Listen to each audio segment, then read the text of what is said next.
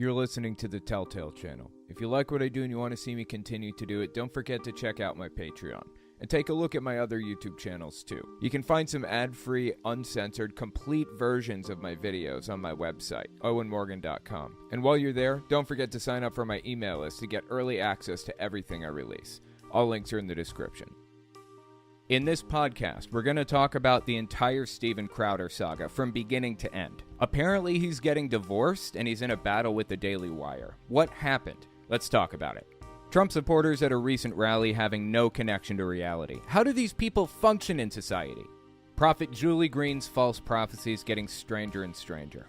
We also take voicemails. If you want to leave a voicemail, the number is 1-800-701-8573. If you want to send a text message instead, you can go to my website, owenmorgan.com, click Contact Me in the top right corner if you're on desktop, or if you're on a phone, a mobile device, just click the three little lines and hit Contact Me in the menu there. It'll take you to a form, sends me emails that I check every week. As some people may have noticed, my YouTube views are down a little bit right now. I would greatly appreciate it if you guys could do a few things for me. Number one, if you start one of my videos, watch it to the very end. Watch time factors into how far a YouTube video will be pushed by the algorithm. Also, like and subscribe and share. I would appreciate it so much.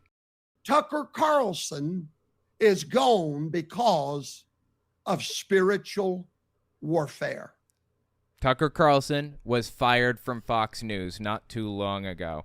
He was the top-rated host on the platform, or on the network. And it was a pretty big shakeup when he was fired. There isn't hard information about why he was fired yet. There's some educated guessing, I suppose. Speculation has it that he was a little bit full of himself and believed that he was special and kind of controlled everything. And Rupert Murdoch, the owner of Fox News or the CEO or whatever, wanted to set him straight on that, so he just let him go just like that. Now, Fox News lost a lot of viewers after they fired Tucker, fascinatingly. But for what it's worth, this is not the first time that Fox News has just up and fired their top-rated host inexplicably.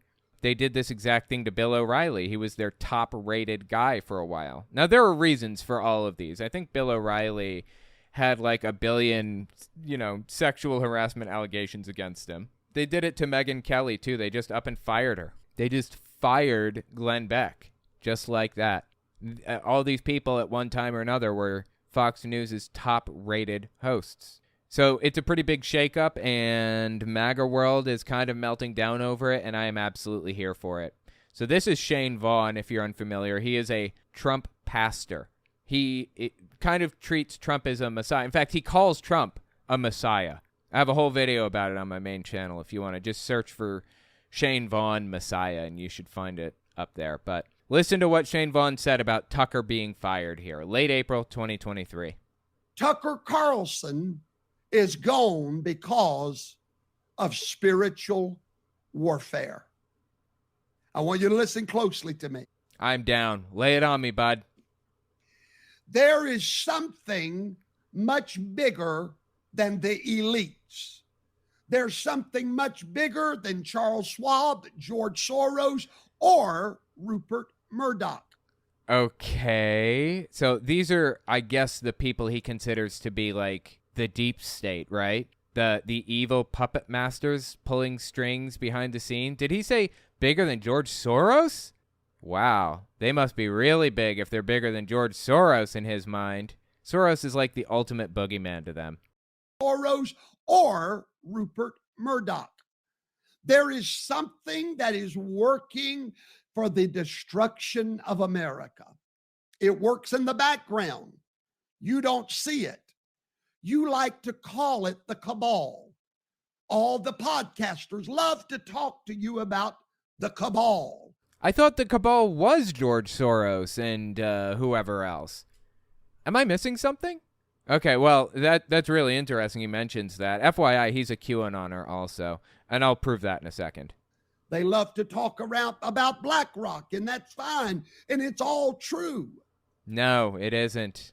Okay. BlackRock is a terrible company. They're like, they used to be a military contractor. Now I think they're like a venture capitalist firm or something like that. They used to hire mercenaries to do things in Afghanistan, and they did a lot of terrible stuff to my knowledge. They're not some evil puppet masters, part of a cabal that like eats children and stuff. Like, that's insane. God, dude. These people. True. But ladies and gentlemen, you are focusing on the symptoms rather than the disease. And until you can see beyond Q, you got to get past the letter Q, and you got to get to the letter alpha and omega. See, beyond all of that, there are some people that know what's going on, and we know how to fight against it because we know. Oh, he's one of the we, right? He's one of the people who knows how to fight against this and is aware of what's happening behind the scenes. This is just ridiculous, man. This guy got famous in the first place because he was a Trump pastor. He was like convinced that Trump is the Messiah and has made arguments for it, even claiming that Trump is of Jewish descent. Says that some of the tribes of Israel came up over the Caucasus Mountains and became white people who then sailed to America in the 1700s and created the country that we now enjoy and wrote the Constitution. I'm dead serious.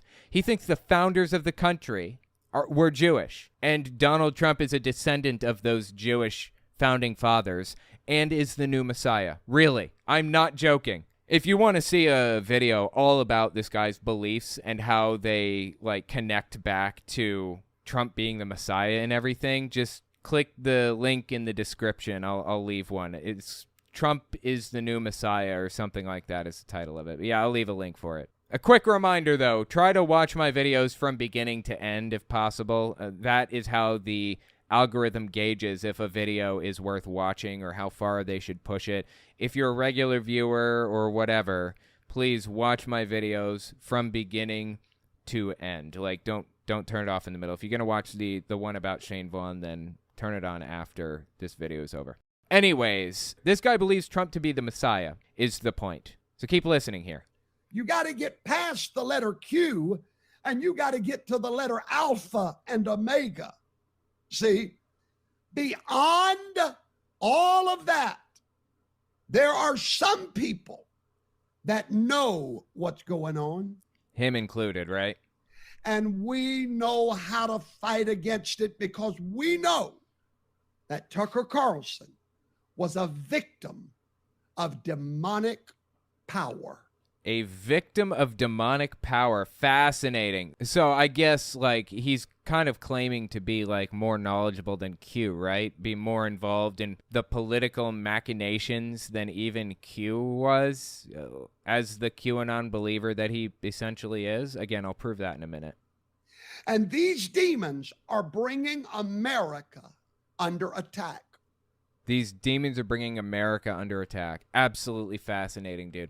Well, this guy, like I said, believes Trump to be the Messiah, has been talking about the cabal for years at this point, right? This is Marjorie Taylor Greene before she was a congressman, or yeah, I think it was right before she became a member of Congress. Listen to what she says here and tell me if the way she talks sounds familiar to you. The fact, because we see all these sealed federal indictments, and we're seeing all these other things happen, and there's sources like he's anonymous. Q is anonymous. Again, this is 2018. But he seems to be completely for the good. No, in no way is that true. Okay, this is like months after QAnon started. It started in 2017. This is from 2018, so it couldn't have been that much longer. She was bought into QAnon early. The language that she's using, the things that she's saying, the types of rhetoric that she uses sounds familiar, right? For the good. He seems to be totally on Trump's side, and he seems to be very high up and connected. Turns out it was completely made up all along. It was just Ron Watkins and his dad, Jim, pretending to be somebody special when they weren't. Oh, and before those two, it was Paul Ferber, if you're curious. I'll pop up pictures of those guys if you want to know what the original Q looked like. The original Q was Paul Ferber when she filmed this, and eventually it moved to a website called 8chan, and that's when it became Ron Watkins and Jim Watkins. That's when they controlled it. I'll pop their pictures up too so you can see who QAnon really was. Seems to be totally on Trump's side, and he seems to be very high up and connected. So because of those things, I'm becoming more hopeful, and I'm not being as pessimistic, and I'm trying to stop saying that's never going to happen, because I really think it might happen. So I'm very excited about that. Now, there's a once-in-a-lifetime opportunity. When you hear somebody say once-in-a-lifetime opportunity, you know they're about to spout some scam, right? To take this global cable of Satan-worshiping pedophiles out. Oops. Yeah. Guess that never happened because this cable, quote-unquote, doesn't exist, okay? It's fake. And by the way, it's pronounced cabal. The root word being, or the etymology of it, coming from the word Kabbalah, Jewish mystic practice or whatever, some Jewish mysticism thing or whatever. Even the word cabal is anti-Semitic in itself. She may not even realize that. But is any of this language sounding familiar? This is the exact type of thing that Shane Vaughn is talking about. Now, he may not like Q or QAnon specifically, but he still buys into all of these beliefs, like all of them. He is effectively a QAnoner, even if it's not in name. In spirit, he's a QAnoner, at least. So anyways, I got a voicemail the other day, somebody asking me about Tucker Carlson's firing. Let's hear what they have to say. Hey, Owen, Guy Young, Brookville, Illinois. So this woman who's the prophetic dreamer. Oh, this is Rachel Hamm he's referring to. We'll get to Rachel Hamm in just a minute. She claims that she's a prophetic dreamer. God gives her prophetic dreams, and that her son is a seer. He sees angels all around him all the time, and he can point them out, and they give him messages. Just ridiculous, dude. And she ran for Secretary of State of California and got way more votes than I'm comfortable with. 1 million votes. 1 million people voted for this person. Anyway, keep listening here. It gets to Tucker in a second. Their kid, who's the seer, you know, and I know you've said this many times because this is it, says there is nothing that grooms kids more than religion. Absolutely. So this kid, I don't know how old they are, is probably saying, I can make mommy like me because I can pretend to see things and she'll like me, and mommy will be happy with me. Oh, yeah, absolutely. I think you're completely right. When you convince a kid that you really, really, really want them to do something or think something or be something, they will. I desperately wanted to make my parents happy by getting baptized as a Jehovah's Witness. And it was the worst mistake of my life, I think. I have to think about that because I've been a drug addict. I mean, I've been through some shit, needless to say. Was the baptism the worst mistake of my life? Ooh, it's close. Yeah, kid will do anything to make their parent love them. Anything. And when that parent takes advantage of it, it's that much more disgusting. There should be legal penalties for that kind of thing. For taking advantage of somebody who is effectively the only person in the world that kid trusts. You're supposed to be able to trust that parent to take care of you, and they take advantage of that. You'll be happy with me. Talk about grooming. This is disgusting. But Owen, don't worry. RIP GOP 2026. It's the end of the line. Tucker was the beginning of the end. I mean, they've been going down fast. That's the beginning of the end. It's all increasing speed downhill until they totally go off the cliff. It's an interesting point. I think he's saying that firing Tucker is the start of the Republican Party losing influence dramatically and rapidly.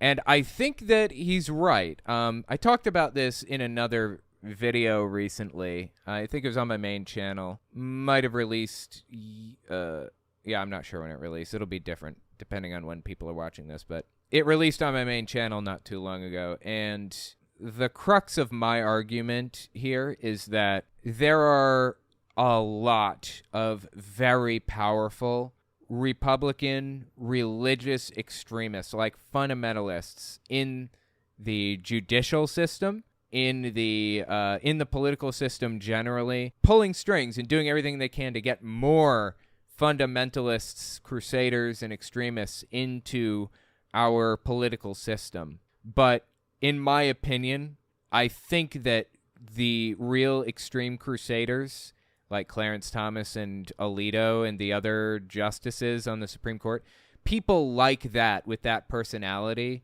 I think that they only constitute about 20 to maybe low 30% of the U.S. population. I don't think that they make up a large group. I mean, it's bigger than it should be, certainly. But I think there's going to come a time when these people will have no choice but to leave politics or do what their voters want, because they're not going to win another election if they keep doing what they're doing right now. Banning abortion is a deeply unpopular position in the entire United States. It is a losing political issue. If they keep talking about this and pushing for this stuff, they will lose their elections. Every time they do something really extreme, they lose influence. You know, every time there's like a new book banning effort in Florida, they lose support. The Republican Party does. I don't think that we have too much to worry about. Like, we need to fight. Every inch of this political ground is fought for. We must keep fighting.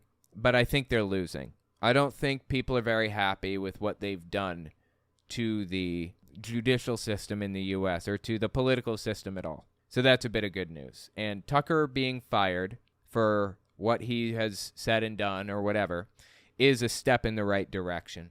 Fox News lost a lot of viewership when they dropped Tucker. So I do think you're right on that point. I appreciate the voicemail. For good measure, let's just listen to Rachel Hamm, who was mentioned earlier by the caller, talk about her son, her prophetic seer son. Mid-September 2021. This is when she's running for Secretary of State of California. By the way, that position is responsible for making sure that, like, the voting system goes off without a hitch, basically. She would be in control of voting in the state of California. Well, my youngest son is a seer. That means that he sees in the spirit. So he sees angels, he sees demons, he sees light and dark. And No, he doesn't. You live in a fantasy land if you believe this. Light and dark and, all kinds of spiritual stuff. I love it how they're always saying stuff like, if my son thought he was Superman and he tried to jump off the house, I would stop him. If my son thinks that he's a girl, blah, blah, blah, blah, all this anti-trans stuff. And she's standing here with a straight face saying, my son thinks that he is a seer. And I believe him too. And I'm going to support him to the death. My son can see angels and give prophecy and all this other garbage. Like, come on, man. The caller is absolutely right. Guy Young, Brookville, Illinois. That's how he always starts his calls. He calls in a lot. Yeah, he's absolutely right. Like, this is childhood grooming, clear as day, isn't it? It doesn't get any clearer than this. This is most definitely grooming, indoctrination. He's also a prophet. So he's home because he's been exposed to COVID and isn't allowed to go to school. He comes and knocks on my office door. And I opened the door and he said, just wanted to let you know, the house just filled up with angels. Yeah, no grooming happening here, right? Right after I asked for them. And so many of us ask for angels to protect us, and then we have to trust by faith that they're there. And that's good, that's fine. But, praise God to have a seer to come in and say, what you just asked for? But he didn't know I'd asked, right? Like, he's out there, I'm in here, Lord, give me I bet, totally. He had no idea you asked. angels. So he said, there's angels throughout the house. And he said, and I asked him why they're here. And he said, there are two kinds. So I said, why are you here and why are you here? And he said, this one said, because your mom is dealing with something very stressful and she needs support. That would be running for Secretary of State of California. I know. Nobody said anything. Why is she acknowledging? Like, what? And then he said, the other one said, because your mom is doing something very dangerous and we're here to protect her. Okay, I guess it's dangerous to run for political office. Like, they're going to take you out if you say something. God, this is just nonsense. All of it, beginning to end, every last bit. And the caller's absolutely right. It is political grooming, political indoctrination, clear as day. Sad, man. Absolutely sad. It's sad that people fall for this. It's sad that she seemingly believes it and has now convinced a new generation to believe this stuff. Now her son is going to go on to propagate it even further. Completely unbiblical stuff, by the way. Whether you're like religious or not, you shouldn't stand for this because this is just nonsense. Honestly sad. Let me know what you think in the comments. Next, we're going to talk about the entire Steven Crowder saga from beginning to end. Apparently, he's getting divorced and he's in a battle with the Daily Wire. What happened?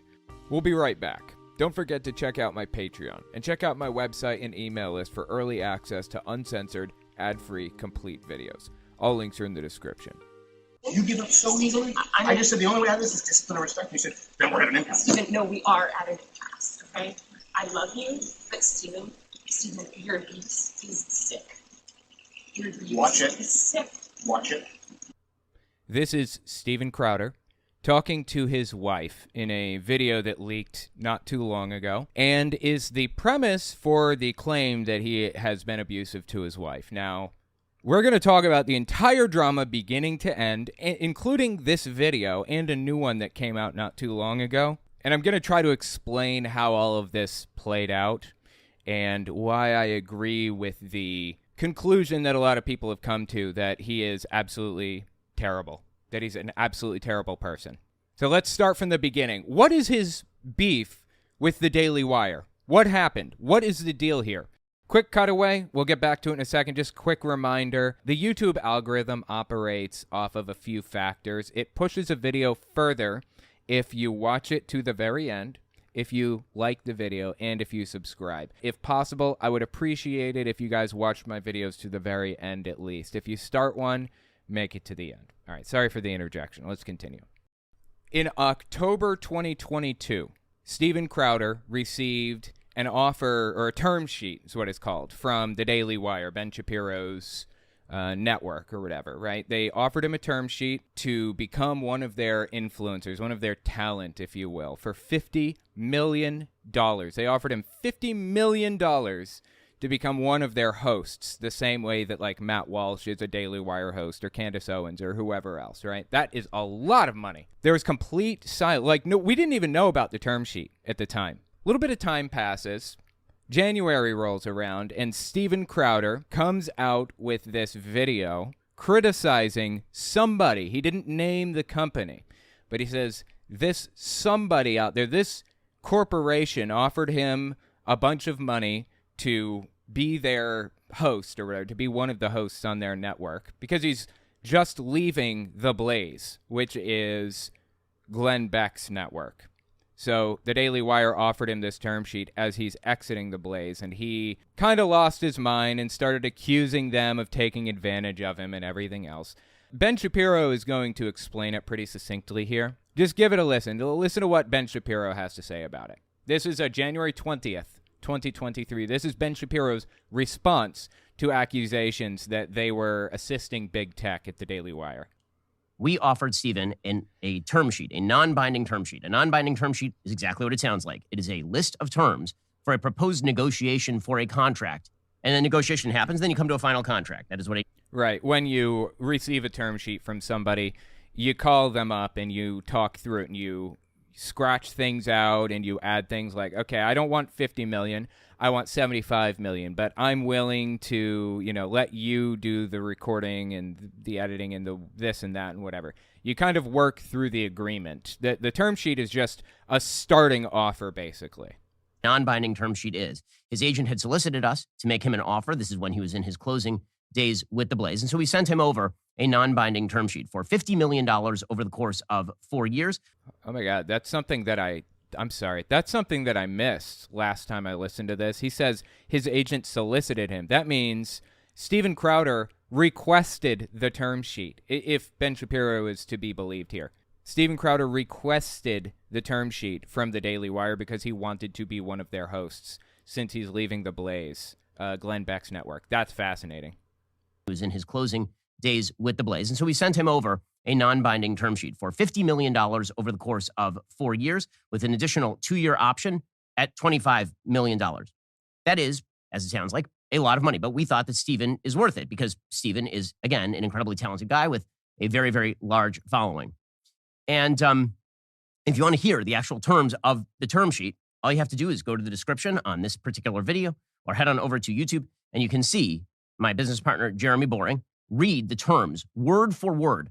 That's a pretty big deal. They don't usually release, private term sheets like that, but Steven Crowder kind of released bits and pieces of it publicly anyway, so the Daily Wire decided to release the entire contents of the term sheet. Went through it word for word, like he said. And Steven Crowder basically complained that if he loses YouTube monetization, then his pay is cut accordingly, which makes sense. You're not bringing money in for this company because you've lost YouTube monetization, then we have no money to give you back. That's the deal. In my opinion, Steven Crowder was completely wrong in his assessment of this situation, and I have to believe that he only acted in bad faith to get an email list. That's my hot take on this. I think Steven Crowder was full of it. He knew what he was doing, and he did it intentionally to take advantage of the situation, but who knows for sure. The thing is, Daily Wire is not a charity. This isn't like a communist company, right? I mean, they make money too, and if you're not bringing money in for them, they should have no obligation to pay you. You're a contractor. Contract work and full-time employee work are very different. If they're paying you $50 million over the course of 4 years, you better be bringing something to the table for them. That should be obvious, right? Steven's original video in which he attacked us. So this week, Steven attacked Jeremy Boring and attacked the Daily Wire and suggested that if we had essentially offered him an enslavement contract that would have robbed him of all of his freedom and made him subject to the whims of big tech and all the rest of this kind of bullshit. And it's just not true. Yeah, totally agree. It was complete nonsense. I don't know what Steven Crowder's goal was with this, but it was garbage. True. Jeremy, unlike Steven, read the entire text of the term sheet on the air and goes through it piece by piece and explains exactly how it works.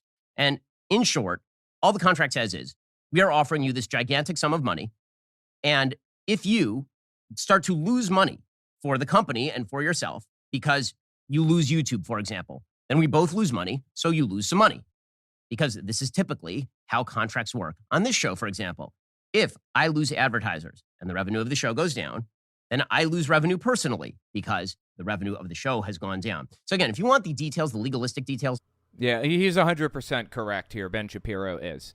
I don't like either of these people. I think Ben Shapiro and Steven Crowder are terrible in every way, and they have a detrimental effect on society. I think they make society worse by adding their public discourse to it. Like, dramatically worse, both of them. But from an objective point of view, just standing on the outside looking in, Steven Crowder was wrong here. All this, you can check out Jeremy's video. It is absolutely comprehensive and irrefutable because, again, he reveals, I've never seen anybody else do this, he reveals literally the entirety of the what was supposed to be confidential term sheet that Steven decided to partially leak for his own benefit. So basically, Steven Crowder leaked part of this term sheet that wasn't that exploitative. Dude's getting $50 million, okay? A slave contract for $50 million? Like, give me a break. It's disgusting that he would even say such a thing. So anyway, that he complains about that and targets the Daily Wire. And it's just absurd, man. Like, come on. So after Ben Shapiro releases that video, Steven Crowder comes out with this January 19th, 2023. They don't get deals that... They can be wage slaves for a little bit, come over and make a salary and grow their brand. They can be wage slaves for a little bit. They can be wage slaves for a little bit. So he recorded a phone call. Steven Crowder recorded a phone call between himself and the Daily Wire co-owner Jeremy Boring, basically Ben Shapiro's business partner, and picked out a little section that sounded really, really terrible. Now, when Jeremy Boring says people can be wage slaves for a little bit, build their brand and all that, typically working for exposure is a joke. generally speak, if some 50,000 subby YouTuber asks you to do free artwork for them and they'll pay you in exposure, it's a scam. Okay, the vast majority of the time, if you're working for exposure, it's a scam. But not for the Daily Wire. The Daily Wire is massive. Aren't they like the #1 most visited Facebook page on the entire platform or something like that? It's obscene how many views the Daily Wire gets. Trust me, working for the Daily Wire for free, you're still getting a deal. Believe me on that one. Now, again, he probably picked the term wage slave to use for that specific thing because he thought he was talking to a friend. He's using it casually. It's not accurate to call somebody a wage slave if they're working for exposure for the Daily Wire. But Steven Crowder took it uncharitably and intentionally, warped it out of proportion to make the Daily Wire look like the scumbags that they are, but for a different reason than why they really are scumbags. So keep listening to Steven Crowder talk about this. For a little bit. God bless the talk boy. Those things are worth like $5,000 now. It's an expensive gag. No, they're not. I looked this up not too long ago. I am a connoisseur of old things. I love old stuff like the talk boy. You can't go to eBay and just search things up necessarily.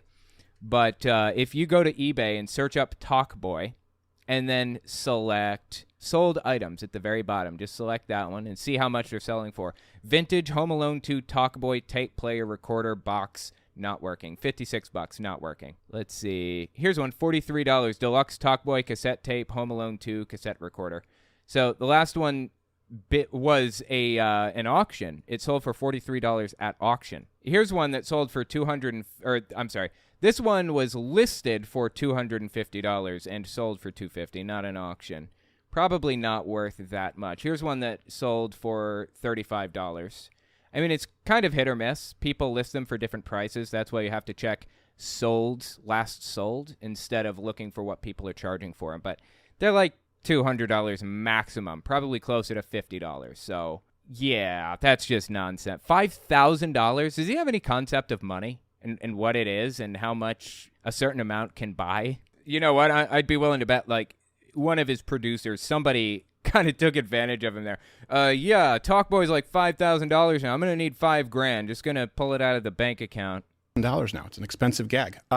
So didn't want to have to do this, but Daily Wire outed themselves very, very quickly. And sure enough, if you see all of the people who work there, some of whom I have relationships with, they immediately tried to make this all about money. By the way, this is the day after Ben Shapiro came out and explained everything. This is January 21st, 2023, when he said this one. Here's the problem. There are a few problems, and I'll go through with some receipts. Everything that was said about negotiations, how they transpired, beyond the numerical value, which is true and I'll get to, everything else is untrue. No, I mean, they went through the entire contract line by line. I watched this entire video, and eventually he gets to the point where he explains that it was misrepresented. Not that the actual facts of the contract are misrepresented.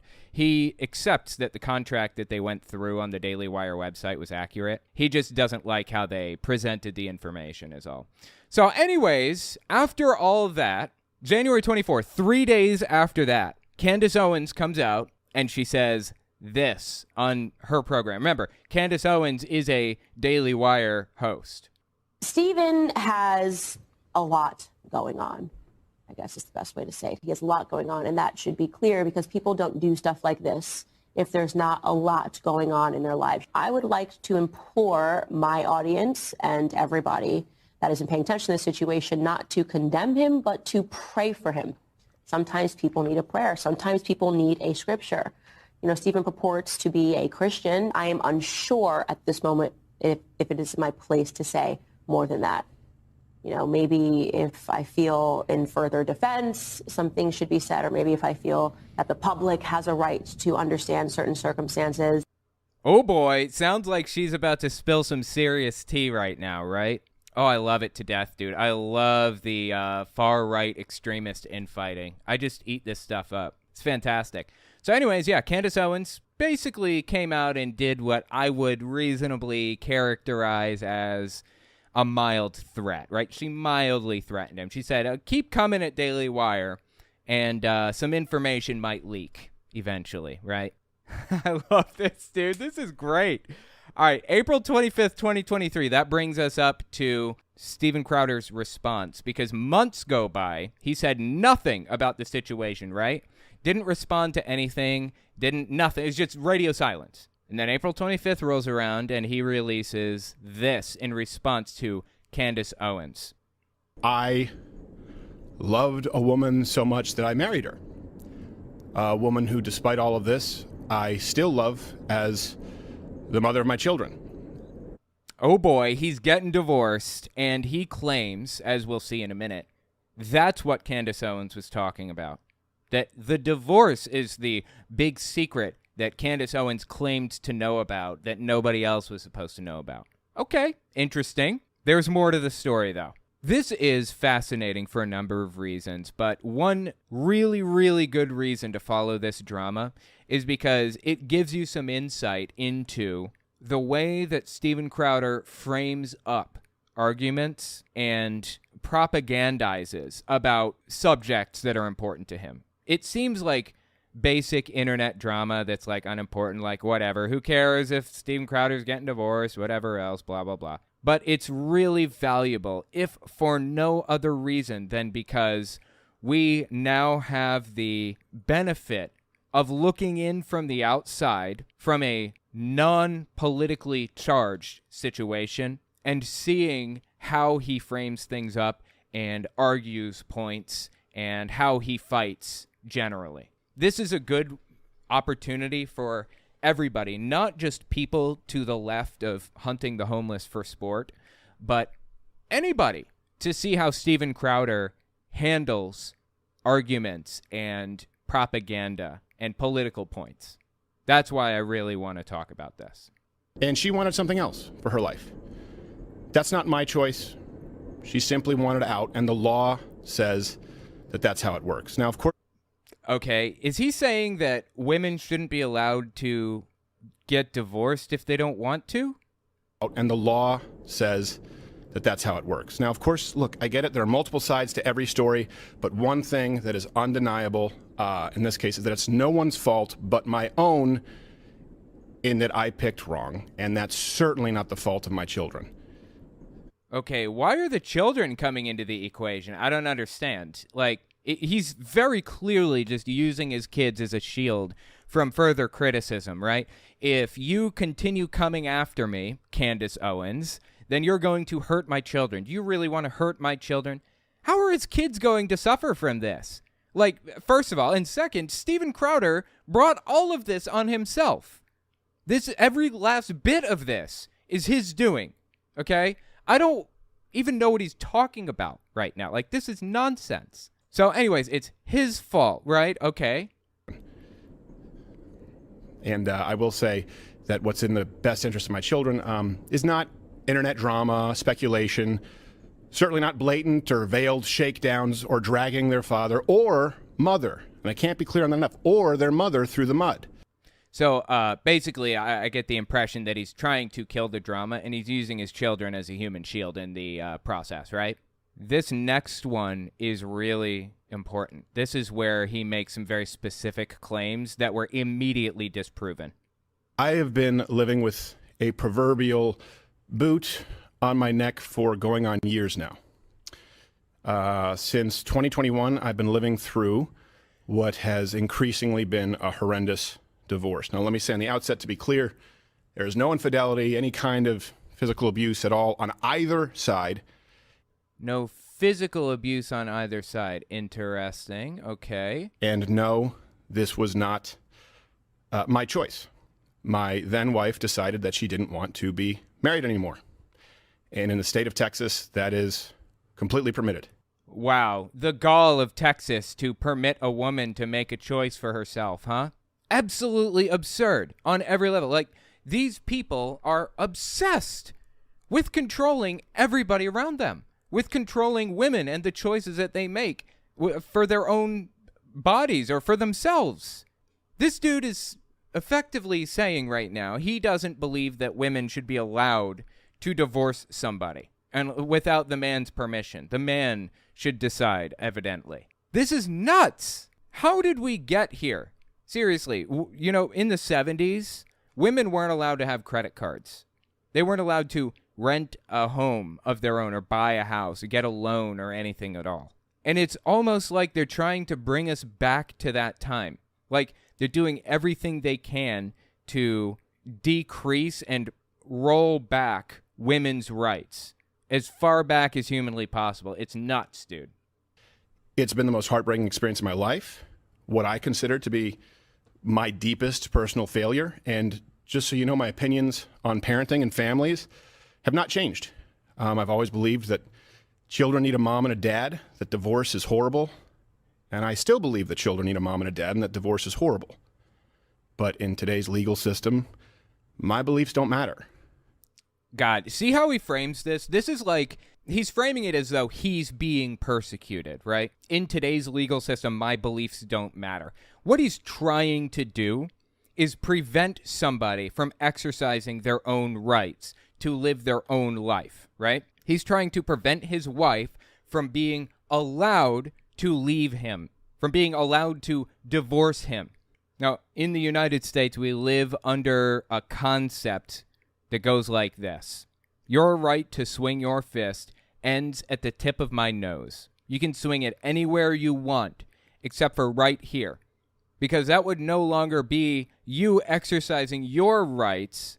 That is now you violating my rights.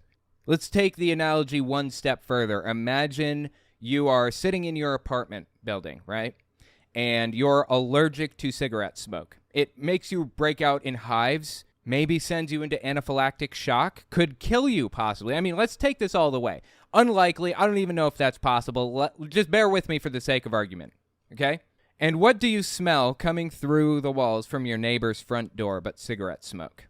Your neighbor has a balcony. They have the choice of going out on their balcony and smoking rather than smoking right next to their front door or even near the hallway, which is putting your rights at risk.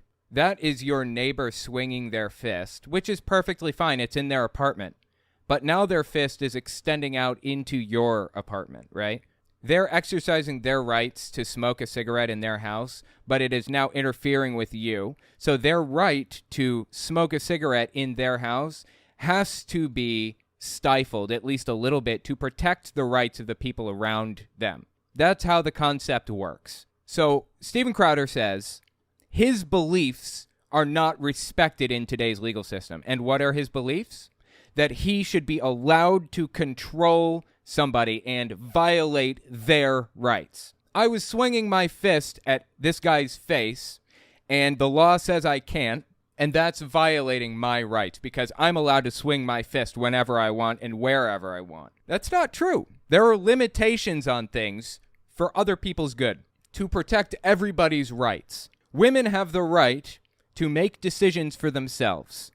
And Steven Crowder is trying to claim to be persecuted by not being allowed to violate other people's rights. That's how he frames it up. And by the way, the KKK's been framing, that's been their framing since the 1980s at least, earlier than that even, the 60s, the 50s, the 40s. White people are being persecuted and mistreated because black people want to live in the vicinity of them, because they want to move into the same neighborhood, because they want to go to the same schools. White people are being persecuted because black people are around. Same framing as the KKK. There's a reason I bring that up. I just covered a KKK Grand Wizard interview from 1982 on my main channel the other day. Take a look if you want. It's actually pretty interesting, I think. I may put a link in the description if you want to watch it. But yeah, in the 1982 interview, he gives the exact same framing against affirmative action that Steven Crowder just gave against no-fault divorce. Texas, divorce is permitted when one party wants it, period. So for well over a year, in the best interest as well as physical safety of my children. Wait, physical safety of your children?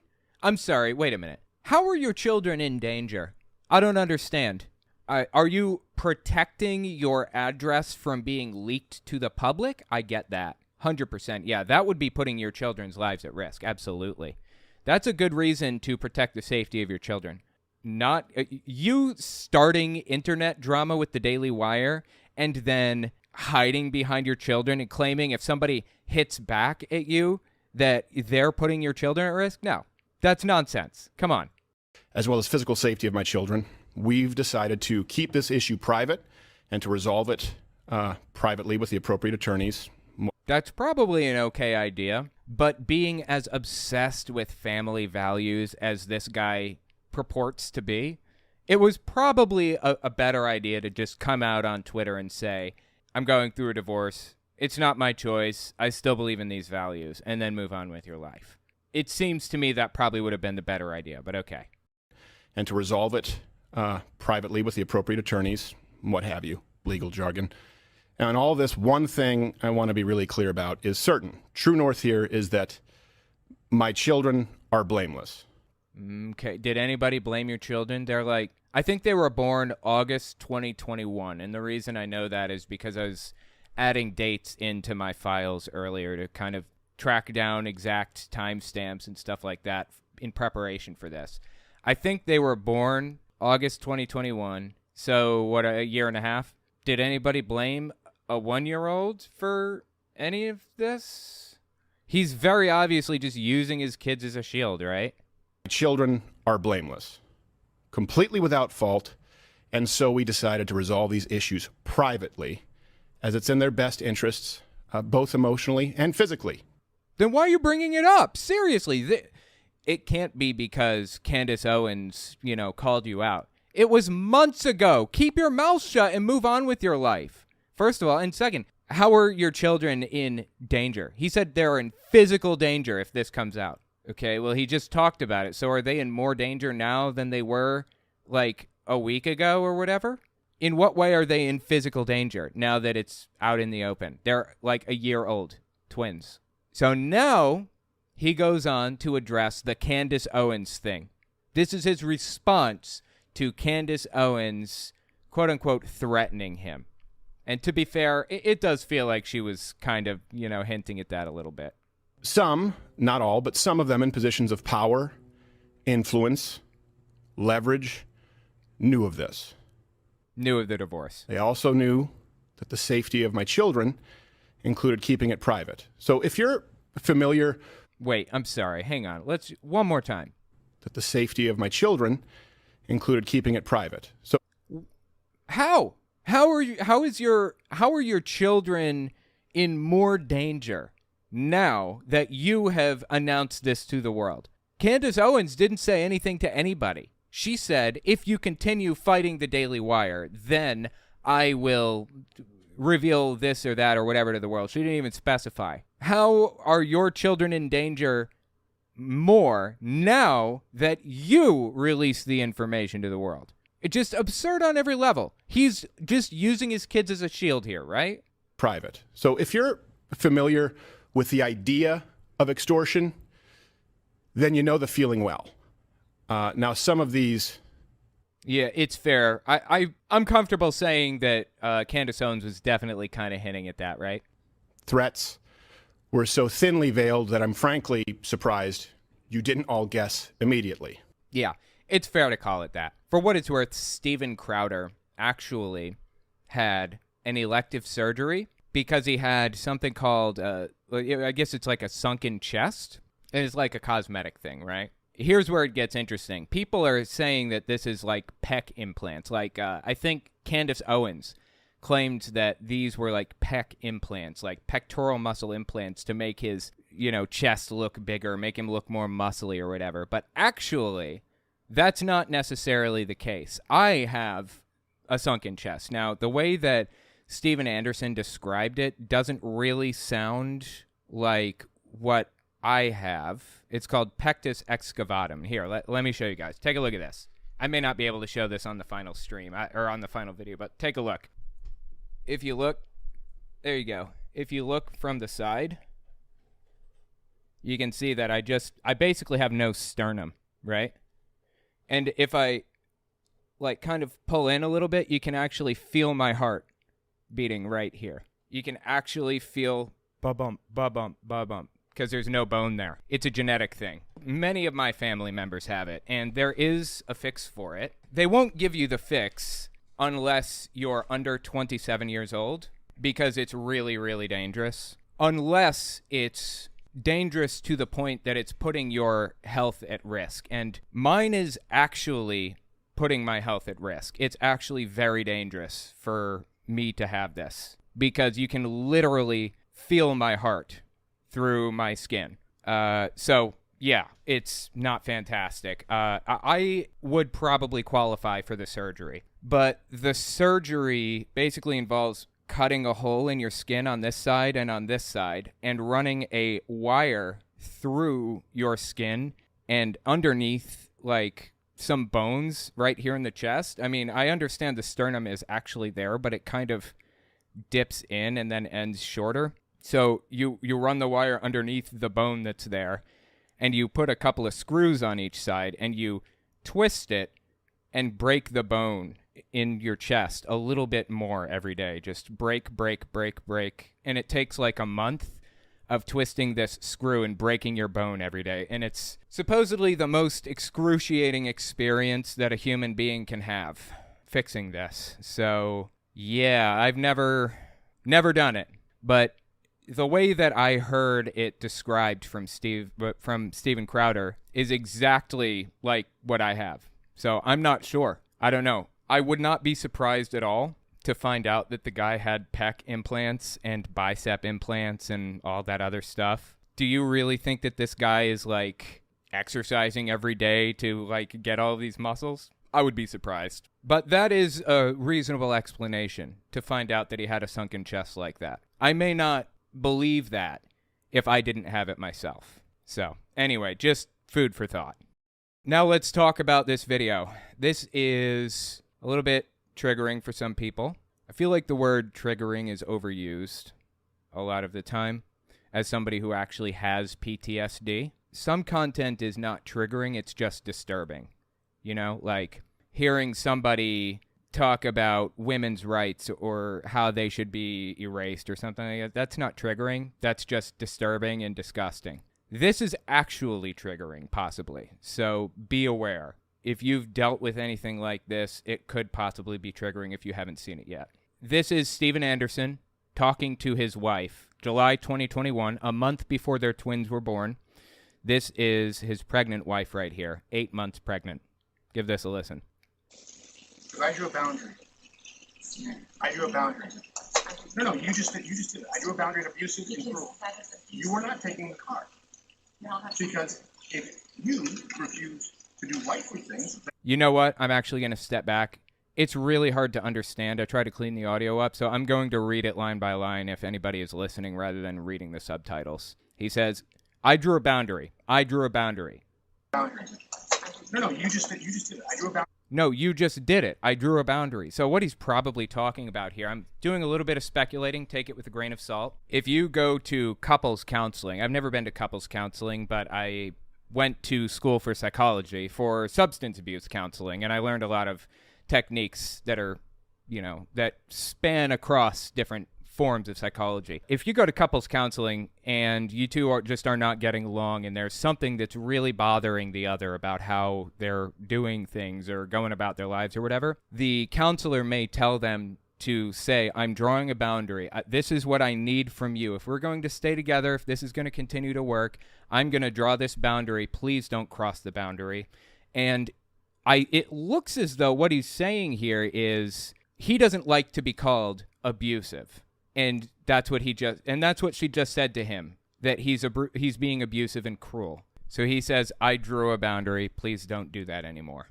I drew a boundary of abusive and cruel. Because that is abusive. He says, you are not taking the car. I'm not taking the car. Because if you refuse to do wifely things, then I will go pick up the groceries. If you refuse to do wifely things, then I will go pick up the groceries, he says. So it sounds like this is what's going on. Again, pure speculation. I was not in the room before or after this conversation happened between them, so take it with a grain of salt. But having come from a psychology background, I'm going to give you my basic assessment as a layman who is not qualified to give this assessment, so take that for what you will.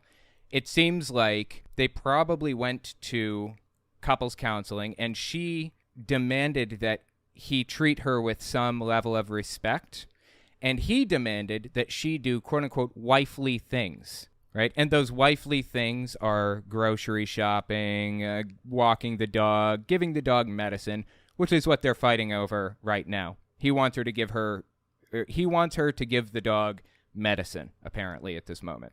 And she, being 8 months pregnant, is not comfortable handling this dog's medicine. Understandably, you can't even scoop cat litter when you're pregnant. There's so much you can't do when you're pregnant. I don't think it's an unreasonable thing that she's kind of putting her foot down on over right now. Steaks, wood pellets, my grill. She says, there are no groceries today. Steaks, wood pellets, my grill. I know it's not unreasonable, but I'll go do it. I know it's not unreasonable, but I'll go do it. How about you first? Hillary, how do you respect the men? Yes. Hillary, how do you respect the men? Other man. Other man. The other man you see, the mother comes back. You see the mother comes back. No. Other man. No, you're not taking the car. You're not taking the car, she says. You know, I've heard some people ask, like, why he's a multimillionaire. Why does he have one car? Again, this is all speculation, but it's speculation from the perspective of somebody who has been taken advantage of and abused by my dad, who has seen countless abusive relationships through my life. This, again, it's speculation, but it's a pattern that never fails. I see this pattern constantly within abusive relationships or from abusive personalities. My guess would be he only has one car because it's a control mechanism. He can control where she can go and when she can go there and what she can do and who she can be with and everything else. Again, maybe there are other cars in the shop. Why don't they have 3 cars? You got me.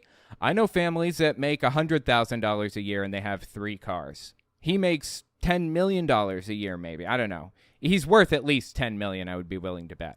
He could literally he could sneeze and enough money would come out of his nose to buy an extra car. What reason does he have to not have an extra car other than that? That's just my take. Again, speculation, just from my experience as somebody who's been in an abusive relationship before. You're not taking the car. You are not. Then I will ask someone to pick me up. You're not taking the car, he says. And she says, then I will ask someone to pick me up. Who'd you like me to ask? Would you like me to ask? Oh, that's right. He says, what is that, a threat? She says, it's not a threat, Stephen. I'm a threat, Stephen. Get an Uber. Okay, Stephen, I can't. He says, get an Uber. She says, I can't, ... Feeling some constraints? Stephen. Like, I can't Stephen. go. Listen to me. You want to walk out right now? Listen to me. I can't go to the gym. I can't go to my parents. He says, you want to walk out right now? Listen to me. I can't go to the gym. I can't go to my parents. If you take the car, I can't go do these things. Well, was he planning on going and doing these things? If he was, why doesn't he have another car? Why is this such an issue? And also, why is he smoking a cigar in front of his 8 months pregnant wife? 8 months pregnant, he's smoking a cigar in front of her. It should show you how he feels about the whole situation. Like, he doesn't seem to care at all. I can't go to my parents. I can't call my friends. I can't be home. You're going to take the car and leave me here. Like, he says, I can't, you're going to take the car and leave me here. I can't go to my friends. I can't go to wherever. Well, if you take the car and go do those things, she can't do those things either. Do you have a problem with that? Of course not.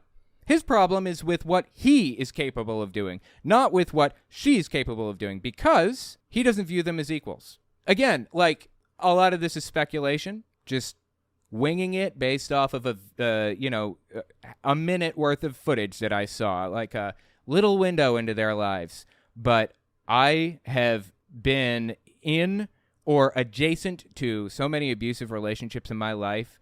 This is like deja vu. Like, this is an exact replica of relationships that I have seen or personally been in. It's like they have a school that they go to, abusive people, that they all train to learn to do the exact same things. It's weird. It's uncanny how similar abusive people are in these relationships. It's just strange. Seriously. So it's speculation based on concrete experience. Hillary, just think of how boxed in you've made me. Why doesn't he think of how boxed in he's made her? Again, he doesn't care about that. He cares about him, which is why he's smoking a cigar in front of his pregnant wife. What do you need me to pick up? I'll get it. I'll be back when I'm back. No, that doesn't work either. You'll be back when you're back. That doesn't work either. Do you understand the difference between my life being set to the second and you going, I'll be back when I'm back? Do you understand the difference between my life being set to the second and you going, I'll be back when I'm back? Well, he just listed a number of things that he wants to do, that he might do. He'd consider doing if only he had a car, darn it. He doesn't have that car because she's taking it. I could go to my parents. I could go to the gym. Sounds like you got a ton of free time on your hands. Why don't you take an Uber? Why don't you have one of your many employees pick you up and drive you around? Dude's got plenty of money, okay? He's got plenty of employees and friends and whatever he needs. She obviously needs some space here, and he's refusing to give her that space. This is classic from abusive partners. Classic. I've experienced it myself, and I've seen it a billion times. You're making a choice when you do that, is what was said. I amplified the noise and cut out the background sound so I could understand. Steven Crowder said that. The only way out of this is discipline and respect. Only way out of this is discipline and respect. What? He's treating her like she's a child. The only way out of it is we're at an impasse. We are at an impasse. Good. Because you can't have any discipline or respect. He says, if you can't figure this out or something like that, then we're at an impasse. And she says, we are at an impasse. And he says, good, because you can't have any discipline and respect. Yeah, there you go. I get skepticism about the situation. I understand. Totally. I get that, we're getting this one little window into their lives. And they're going through a divorce right now. Maybe this was deceptively edited or some other thing. I mean, there are a billion explanations. I could buy that. I could buy that maybe this isn't a fair representation of how he treats her. If this isn't exactly how he describes women or how he or what he talks about on his show every day, if this wasn't exactly what he purports to believe in public, he is describing or he is acting out what he describes the world should be like on his show every day. In a vacuum, okay, sure, I get it. Steven Crowder, maybe this is, not fair to draw assumptions. Maybe it's not fair to kind of try to pick at this and assume the worst and blah, blah, blah, uncharitable. If I could understand those positions, if this was not what he vocally believes should happen, if this wasn't exactly how he viewed the world. Yeah, there you go. You throw your hand, you give up so easily. I don't give up. Steven, you give up so easily. I don't give up, she says. You give up so easily? I just said the only way out of this is discipline and respect. He said, then we're at an impasse. He says, you give up so easily? I said the only way we're going to get out of this is discipline and respect. And then you said we're at an impasse. That's what Steven just said. No, we are at an impasse, okay? No, we are at an impasse, okay? I love you, but Steven, your abuse is sick. Your abuse Watch it. is sick. Watch it. Again, the reason that people call this abusive, this video, is because they have experienced this exact situation. Like I said, it's like abusive people go to school to learn this stuff or something. I don't know why abusive people's personalities are so similar to each other. My dad used to say that to me in the exact same tone. Watch it in the same exact way. How is it that they're all so similar to each other? It's uncanny. So he says, it's cruel and sick. And he says, watch it. And just those words, watch it, could be a trigger for people who have experienced mistreatment like that, like I have. Simply because they're all so similar when they say it. Fucking watch it. I'm going to let go. I'll get what you need me to get. And I need some space. We need to just talk and baby for a little bit. Okay? I love I'm going to go and get what you need, and I need some space, okay? I love you, she says. you. I love you very much. I love you, she says. I love you very much. I don't love you. That's the big problem. I don't love you. That's the big problem. I've never received love from you. And the fact is, when I go, look, I need you to do A, B, C, and D, you just be disciplined about it. You go, no. He says, I don't love you. That's the big problem. I've never received love from you. And the fact is, when I go, look, I need you to do A, B, C, and D, you just need to be disciplined about it. B, C, and D, you just be disciplined about it. You go, no. But I love you more than life itself. Okay. Put on some gloves. No. Wow. He says, if you loved me, you would put on some gloves. The argument, apparently, and I say apparently because I believe that this is coming out of court documents. A lot of this was revealed from court documents. He wanted her to give the dog medicine, and she didn't want to because she's pregnant.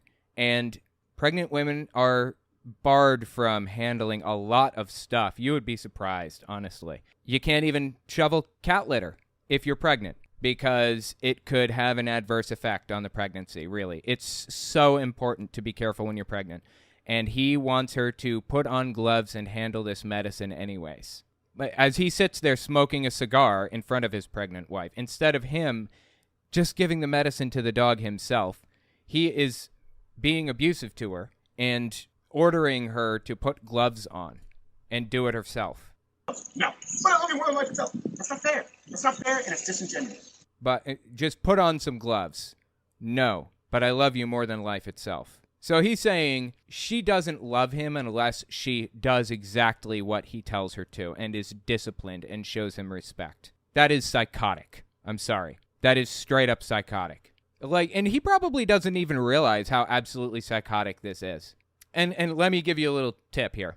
If you don't see how psychotic this is, it could be for one of two reasons. Again, pure speculation. In my opinion, if you don't see this for what it is, a purely abusive situation, I would venture to guess that you have never been in this situation or experienced it or seen anything like it before, or you're in the middle of it right now. I don't know. Let me know what you guys think. He says, Hillary, you're right. We're at an impasse. Become someone. Hillary, you're right. We're at an impasse. Become someone. Listen to me. Even that, the tone that he puts on top of this is the same exact tone that abusers use. Again, uncanny. It's like they go to school for this stuff. Listen to me, day in and day out. Listen to me. Day in and day out, worthy of a wife, worthy. No, not. Become a wife worthy, he says. That is psychotic. Seriously. Not as a wife. I didn't say as a wife. Hillary, come on now. I'm not going to engage. I'm not going to engage anymore. I'm going to go. I'll text me what you need. I'll get you what you need. I'm not going to engage. I'm going to go. Text me what you need. I love you. I'm committed to you.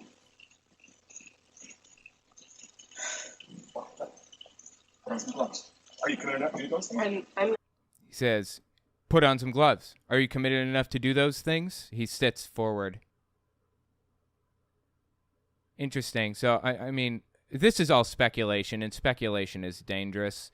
But as somebody who was actually abused and in an abusive relationship with my dad, you know, when he sits forward with his cigar, you can see her step back a little bit. I used to do that exact thing when I was dealing with my dad. You know, he'd stand up in an attempt to intimidate me.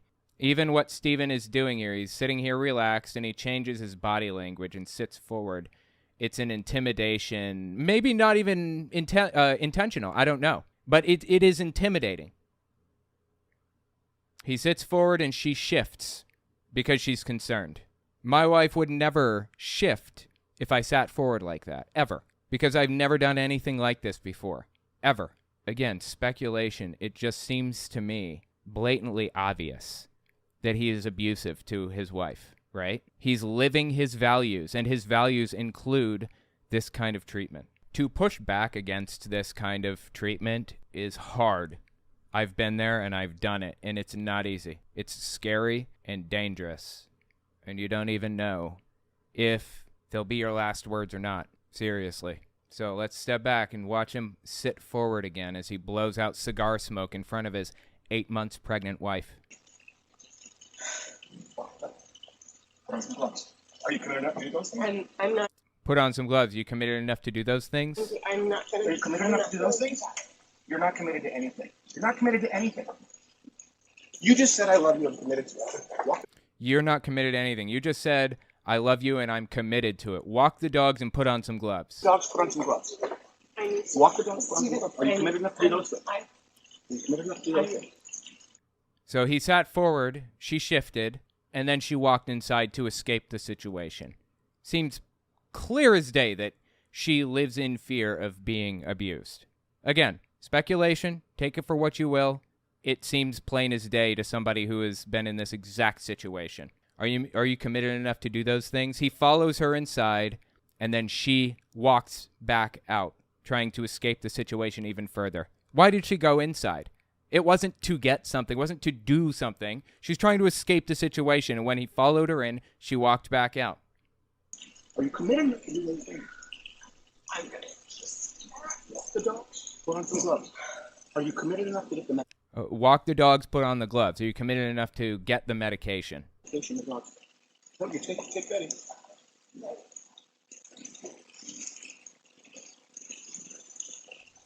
Text pops up as the Crowders head inside. Stephen gets angrier and angrier, and by his own admission screams, "I will fuck you up," at his pregnant wife, Hillary, who then flees their home. The reason that we know this, the reason that they popped this text up is because it was revealed in court documents, in court, like, correspondent depositions or whatever you call it. I don't even know what it is exactly. It was revealed in court anyways. And that's why it says by his own admission, because he described the situation in court filings and depositions and stuff. That is Steven Crowder. That is who he is and what he does and how he treats his wife, his family, his kids. No part of that was okay. No part of those interactions. I don't care who you are or what you believe or what you've done in your life or what you've experienced or what. I don't care. Nothing about that was okay. And if you've been in this situation, you know exactly what this feels like. You know exactly what she was experiencing in that moment. I certainly do. The story doesn't end there. Interestingly enough, this video is getting pretty long, so I'm going to bring it to an end pretty soon, but there's one more video I want to show you. So April 28th, 2023 rolls around. This is just, a day or two maybe after that video leaked that we just watched. And Steven Crowder releases this video. I commented on my ongoing divorce on Tuesday, requesting privacy in the best interest of the family, but also by court order agreed upon by all parties. Look, broken marriages are ugly, and in them people do ugly things. Myself, of course included, I would never claim otherwise. However, due to recent misleadingly edited leaks to the tabloid press with... So he's saying that what we just watched was misleadingly edited. I don't care how edited it is. I've been in those exact situations before, and I saw her body language, and I have exhibited the exact body language before. So has every other person who's been abused on planet Earth. This is entirely too close to home. We know exactly what type of person Steven Crowder is now. Press without context and not subject to consequences of the court. Context in that is largely irrelevant. We saw exactly how she shifted when he sat forward. We heard the language that he used against her. We've seen, the court documents and things like that, some of it. Well, if not privacy, the next best option is truth. So today, I have filed a motion to officially unseal all files as they relate to the matter of legal record. Finances, relevant medical records, including mental health history or evaluations, depositions, and any motions or sanctions from the courts of Texas. I will not be leaking private marital information to the press, but if the... No, but he's going to leak it to the public. I mean, maybe not give it to a tabloid, but he's unsealing it and he's going to release it himself anyways because he has a platform. Whoever released this video didn't have a platform, right? He's the one with 5 million subscribers on YouTube, not Hillary Crowder. But if the privacy agreements are not respected by all parties, I will address all that is a matter of irrefutable legal record in full context next week. So what he's saying is he's going to release his soon-to-be ex-wife's mental health records. in retaliation for this video being released of him abusing his wife, basically. Does it get lower than that? Honestly, I felt like the Daily Wire thing where he attacked them for no reason was low, but this is lower than that, surprisingly. I honestly didn't think it was possible, but here we sit. Just disgusting, man. Straight up disgusting. Anyway, let me know what you think about it in the comments. I'm just like, this is just bad. We'll be right back. Don't forget to check out my Patreon and check out my website and email list for early access to uncensored, ad-free, complete videos. All links are in the description. My support of Donald Trump is unwavering. I would take a bullet for the man. Seriously. And a lot of us would. And we're going to, even if they wouldn't put him on the ballot, we'd write him in. This is a guy at a Donald Trump rally. Took place, I think, April 27th, 2023, or late April anyways, in 2023. Trump seems to be turning into what is effectively a messiah at this point. And as disturbing as that is, it is deeply entertaining to watch. I wanted to listen to a few people's reactions or interviews that they gave about Donald Trump at one of his rallies. Keep listening to this, dude. He had more to say. Oh, and one more quick note. This guy on the left, the guy that's interviewing him, I don't know if you guys knew this. It comes up later, but he's dating Marjorie Taylor Greene right now. Really. He's dating Marjorie Taylor Greene. Who looks at Marjorie Taylor Greene and says to themselves, yeah, I like that. I think I'll have some of that. Disturbing, man. I cannot. Quick cutaway. We'll get back to it in a second. Just quick reminder. The YouTube algorithm operates off of a few factors. It pushes a video further if you watch it to the very end, if you like the video, and if you subscribe. If possible, I would appreciate it if you guys watched my videos to the very end at least. If you start one, make it to the end. All right, sorry for the interjection. Let's continue. Anyway, listen to this poor fool interview this guy on the right. I think it's very important to support Donald Trump. If not, our nation goes down. I believe he was sent by God to preserve Abraham Lincoln's promise that a government of the people and by the people and for the people will not perish. But I think it's rather ironic because I remember, probably nobody else knows this, armory in 1976, I was here when I was in high school, and this is where Ronald Reagan gave his speech announcing that he was primarying President Ford. So rather interesting that now Donald Trump is back. The timing of all of this. My God, dude, they'll find patterns in anything. You catch that, though, in the beginning? He's a messiah. They believe him to be the chosen one, the messiah, the one who will bring about the end, God's chosen person. That is unhinged from reality, straight up. And you want to know what else is unhinged from reality? The fact that we're getting an ad. If you're listening and not watching, you won't be able to see this, but there's an ad on this video. The Kid's Guide to Donald Trump. Learn Trump's achievements and vision for the USA. Plus 2 bonus gifts.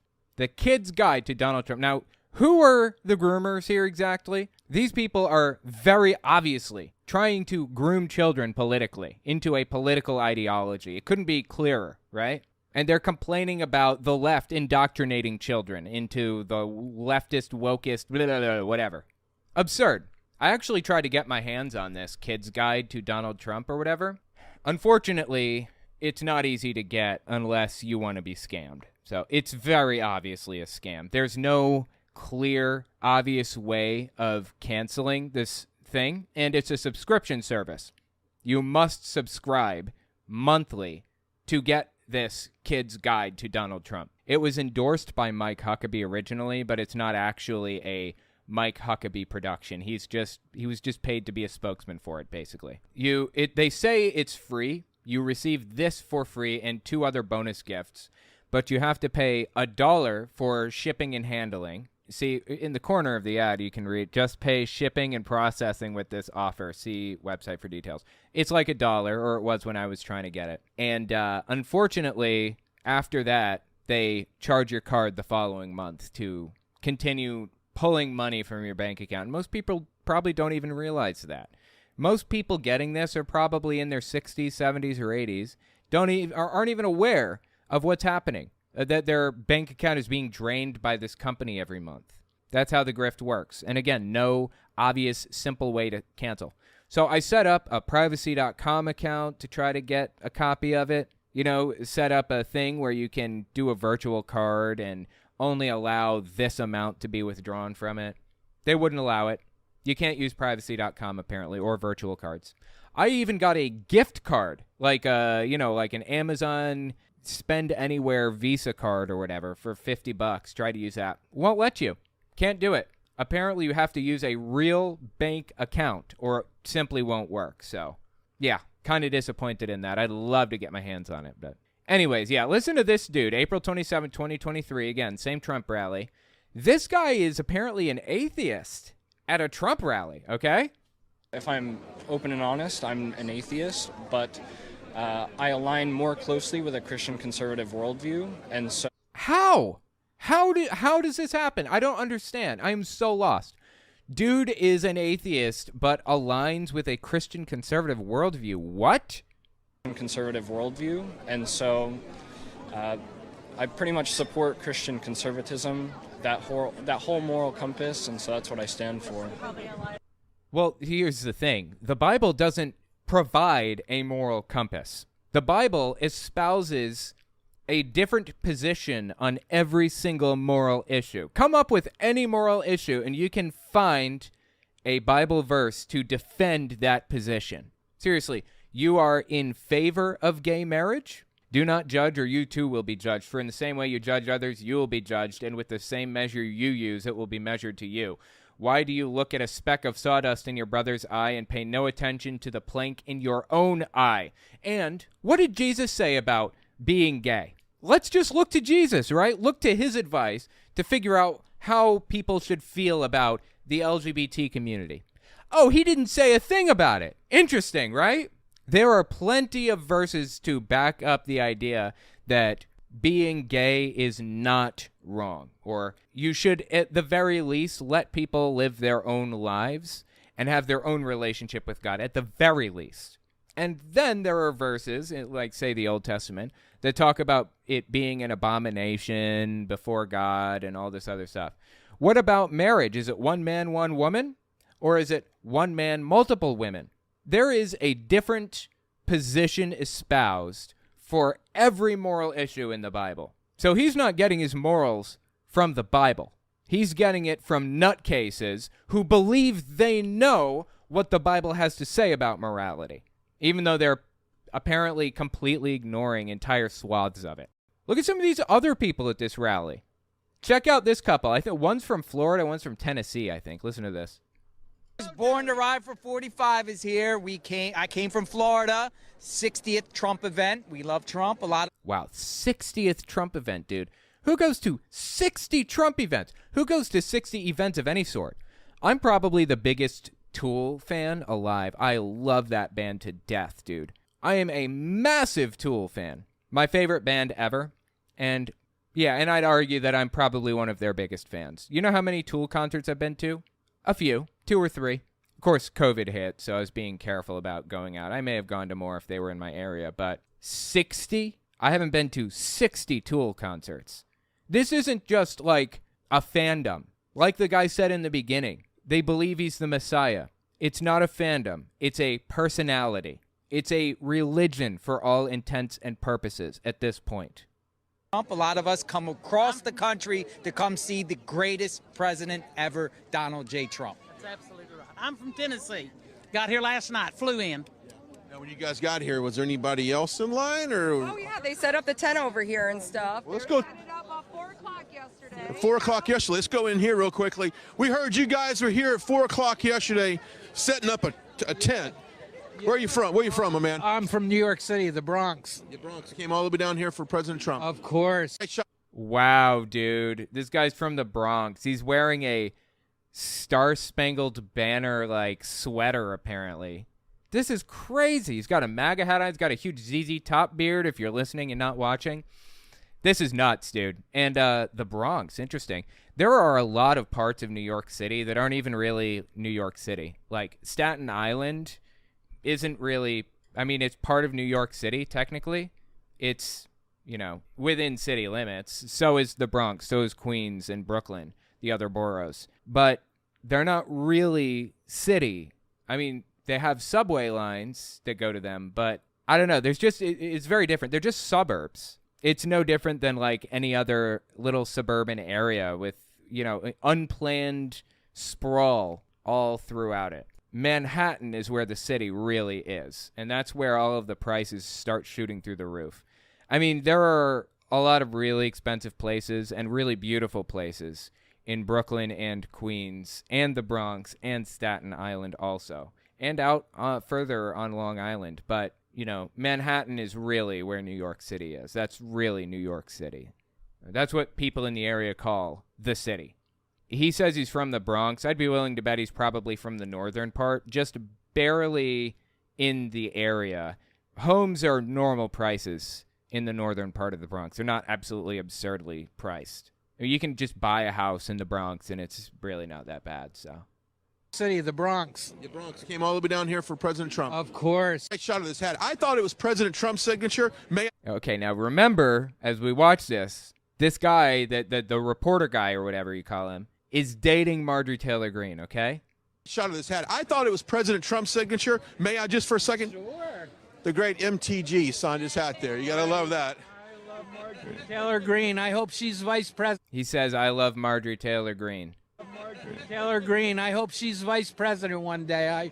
I really do. I love her. That makes two of us. All right.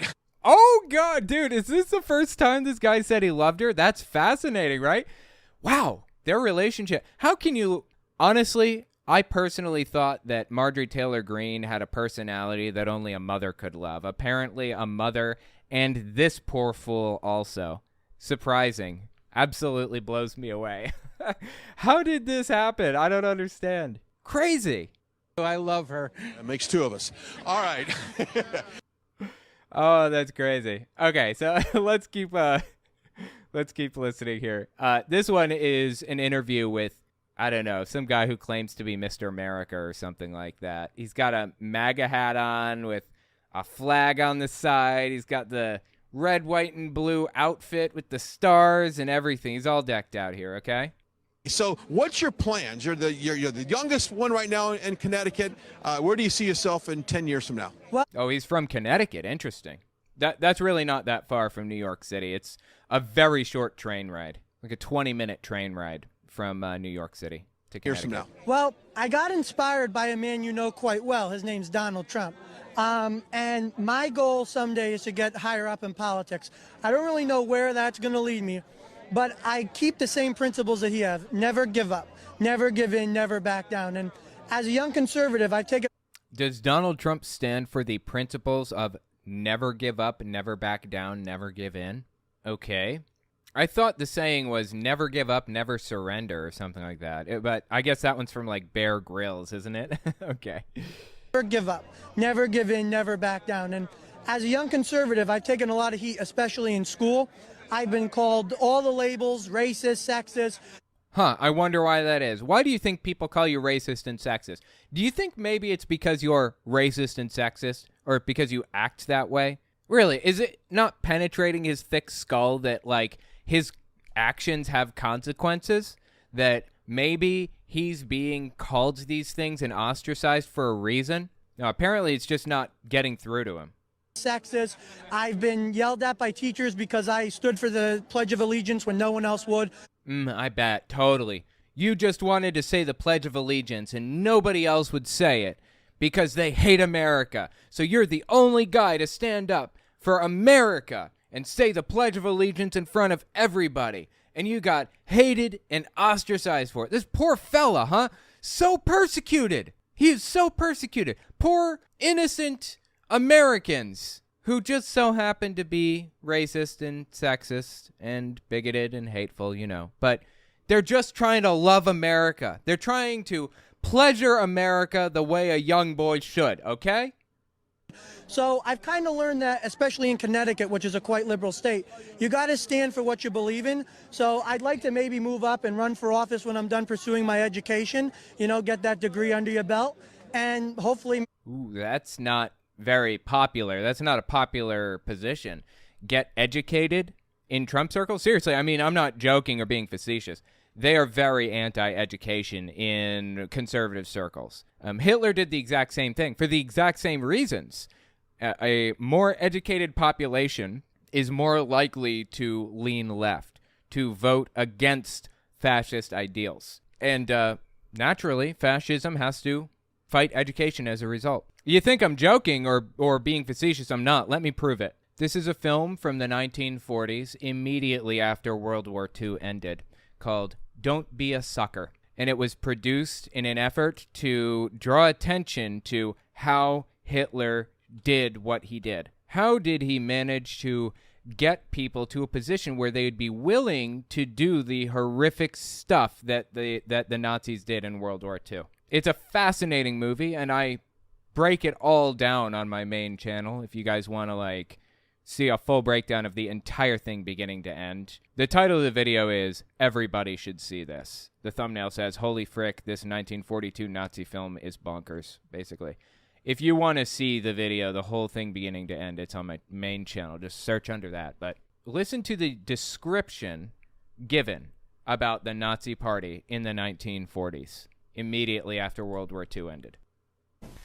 These men had won their struggle for power. They now ruled all of Germany. But still they had trouble with their oldest and most persistent enemy, the truth. They found that truth does not die easily. And so they decided to abolish truth. One great source of truth is literature. So they burned books, 20 million of them. Many great men in Germany who were spokesmen for truth were jailed or driven from their country. Teachers, writers, scientists. Education was discouraged. In 5 years, college attendance dropped 53%. I mean, I could watch this whole movie. I love this movie to death, but this film is, again, 22, 23 minutes long. It's so good, but yeah, just check it out on my main channel. The point is that education is heavily discouraged within right-wing circles. Always has been. You know, Hitler was a right-wing extremist. He had right-wing ideologies. He came in under the auspices of a left-wing ideology and eventually took a hard right turn. Abolished socialist movements, abolished trade unions. Anybody that he thought might be a challenge to his power, he snuffed them out. Up to and including educational institutions. Institutions of higher learning. Matter of fact, since we're talking about it, wow, I forgot I even had this clip, but Tucker Carlson was talking, you know, a disgraced Fox host, ex-Fox host, if you will. He was talking to this kid, Daniel Schmidt. He's talking to him about higher education. This is from late July 2022. Listen to this. Advice to young people, particularly young men, is just dive face first into it. Like, drop out of college. College is ridiculous unless you're moving towards some very specialized degree that you can only get in college if you want to be a veterinarian or a physicist or something. But if you're in humanities, you know, I can give you a list of 100 books. You can find it on the internet, and you'll be better educated than you would be at whatever stupid college you go to. A. B. Get married. So he goes on. Yeah, the point is they've always discouraged college education. The right wing in the U.S. discourages college education, and so did Hitler. So I'm honestly surprised to hear this kid talking about college education. For office when I'm done pursuing my education, you know, get that degree under your belt. He's definitely breaking some rules in the ideology. And hopefully maybe one day run for a national office. That's what you got to do. I love it. Well, let's just give a good shout out on his outfit here. I love the red pants. I just got the new pin, right? Yeah. And you got this good tie here. Yeah. Gotta love the tribe, Trump.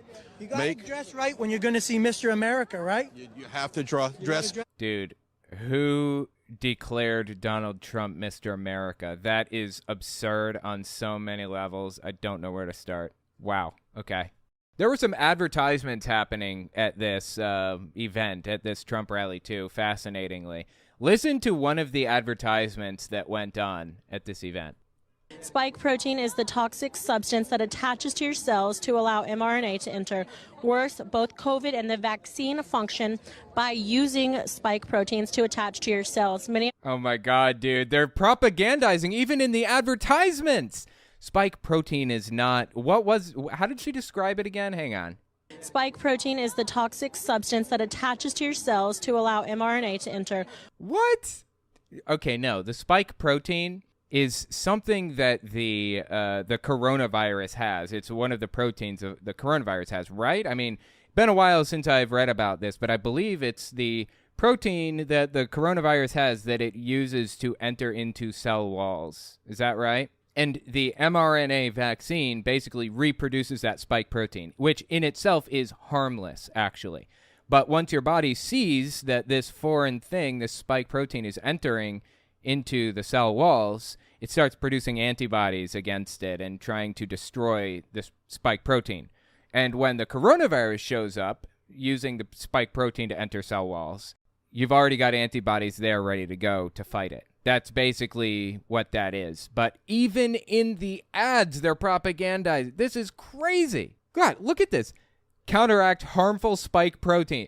You gotta be kidding me, dude. You know what this ad is for? It's for some, what is this? Like some kind of like snake oil or something. Get back to that pre-COVID feeling. You can buy these pills that will counteract harmful spike proteins. Really. This is a joke, dude. This is just disgusting. This is brazenly taking advantage of people's ignorance on this subject. Okay, now that we have that little background on spike proteins, keep listening here. Spike protein is the toxic substance that attaches to your cells to False. It's not toxic. allow mRNA to enter. Worse, both COVID and the vaccine function by using spike proteins to attach to your cells. Many of us have become overloaded with excess spike protein from our surroundings over the past few years and haven't made Wait, overloaded with spike protein. What? overloaded with excess spike protein from our surroundings over the past few years and haven't made the connection between not feeling 100% and spike protein overload. What? Spike protein overload? What the hell is happening right now? I don't understand. And is this guy wearing a Punisher hoodie thing in this image here?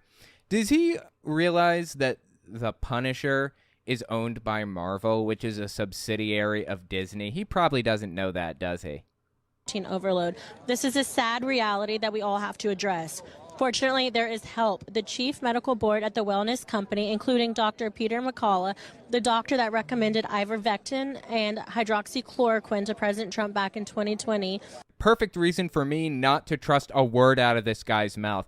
He's the one that suggested ivermectin and hydroxychloroquine to Trump. This guy? Seriously, this guy should be on a list of most harmful people on planet Earth. The guy that wanted to add lead to gasoline and paint, and this guy. They should be right at the top of the list for most harmful living organisms on planet Earth. So I guess the guy, Peter McCullough or something like that, is selling this snake oil. He suggested ivermectin and hydroxychloroquine to Trump, apparently, allegedly, and is now selling snake oil to people. Selling some pills to counteract the spike protein. This is so sad, man. This is so deeply sad. It's like that time, I tend to go through, like, Trump extremist, like, message boards and, you know, Telegram channels and QAnon spaces just to see what's going on, right? Kind of keep up with this garbage. Well, this reminds me, this scam, selling these pills to get rid of the spike protein or whatever other garbage, reminds me of this Trump bucks scam, aka Trump checks. They're golden checks that people allege are being sent out to or being given to his supporters. So here's how the scam works. The claim is that Donald Trump is selling gold checks or gold tickets or Trump bucks. Take your pick. It varies from day to day. And you can buy these tickets for $100, and every 5 tickets is guaranteed to win $1,000. So it's like a lottery.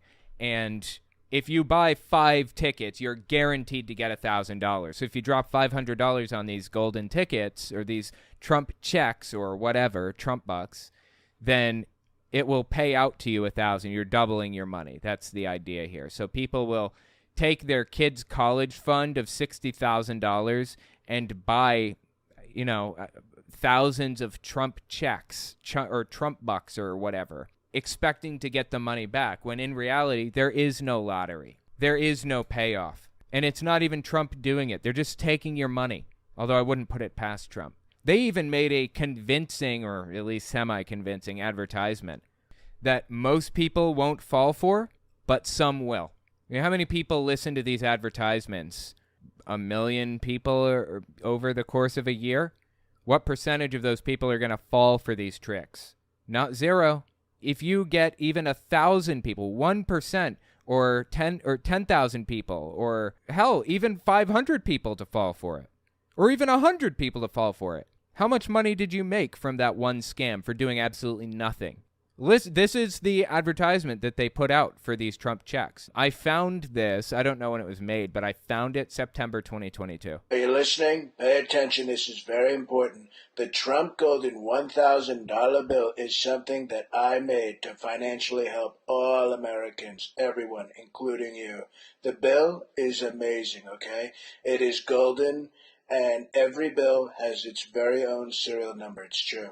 America will be wealthy again, folks, okay? And every true patriot, even everyone in the QAnon forums, every true patriot must own at least 100 Trump bucks, because production, my friends, is like Nancy Pelosi's vocabulary, very limited. So get your Trump Golden $1,000 bill before we run out completely. The TRB system is active starting in September, so the TRB system, he's saying that like the payoff system where you buy this right now and you'll get paid off eventually. You'll be able to turn it in and get the amount that you're owed for whatever. It's going to double in value is what he's saying. Now, it's very obviously not Donald Trump, right? It's a scam. But his audience members, the people that love him to death, fall for it. They believe it. You better get to counting, okay? Get your Trump bucks now and don't waste another day. God bless you, God bless all of your loved ones, and God bless the United States of America. It's sad, man. Honestly, it really is. It's sad. And this scam about the spike protein, this is basically the same thing. These pills do nothing. They do nothing for anybody. And they're scamming gullible suckers out of every penny they own. It's sad. It is honestly sad and disgusting. This one blew me away, though. I just want to show you this is a throwback. This is from late April 2022, okay? Check out what this dude said about Trump at another rally. Politics, just for a second. Best thing about Donald Trump is what? His honesty with the people. Honesty! Donald Trump, his honesty. Right, that's what he's best known for, totally. I think he's just about the most straightforward president we've ever seen. So I pretty much know where he stands on everything. I feel like we all have a good understanding of where he leans, and where I think he supports the people, and I think that's the best part about it. He represents. We talking about the same guy? This is absurd on so many levels, seriously. What is happening right now? Anyway, this is a straight-up religion now. I dead serious. This is a religion at this point. If you don't believe me, go to my Telltale Reads YouTube channel and just search up Trump the Messiah. I have a 17-part series reading a book about Donald Trump being the Messiah. And at every Trump rally, without fail, we get a guy saying something like this. I think it's very important to support Donald Trump. If not, our nation goes down. I believe he was sent by God to preserve Abraham Lincoln's promise. Sent by God. Anyway, let me know what you think about it in the comments. It's just absurd on every level, man. We'll be right back. Don't forget to check out my Patreon and check out my website and email list for early access to uncensored, ad-free, complete videos. All links are in the description. To your rightful president, that's a laughing matter.